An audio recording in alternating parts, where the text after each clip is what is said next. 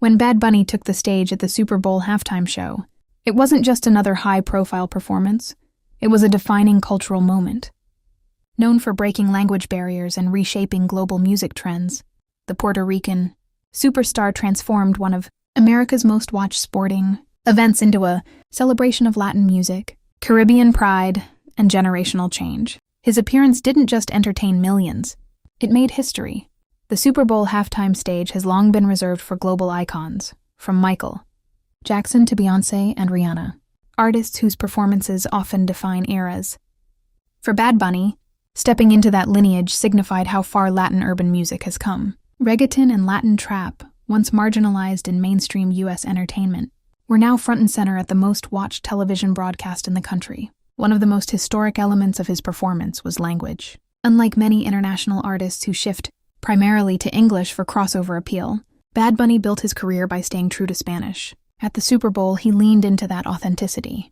Performing chart-topping hits largely in Spanish, he proved that music transcends linguistic borders.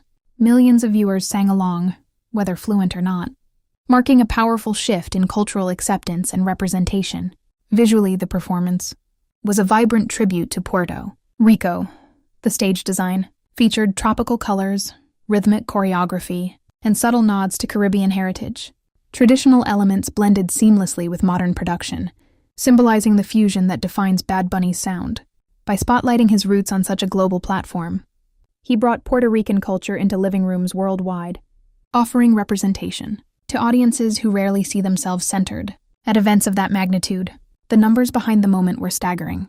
The Super Bowl regularly attracts over 100 million viewers in the United States alone, with millions more watching globally. Social media engagement during and after his set surged dramatically, trending across platforms within minutes. Streaming platforms reported spikes in plays of his catalog immediately following the show, a testament to both his star power and the halftime show's global reach. But beyond statistics, the cultural symbolism mattered most. For decades, Latin artists have influenced American music from behind the scenes. Genres like salsa, merengue, reggaeton, and Latin pop have shaped charts and club scenes alike. Yet, full solo representation at the Super Bowl halftime stage remained rare.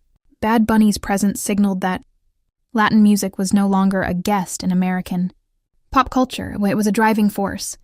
His performance also reflected generational change. Younger audiences consume music globally, often ignoring traditional industry gatekeeping.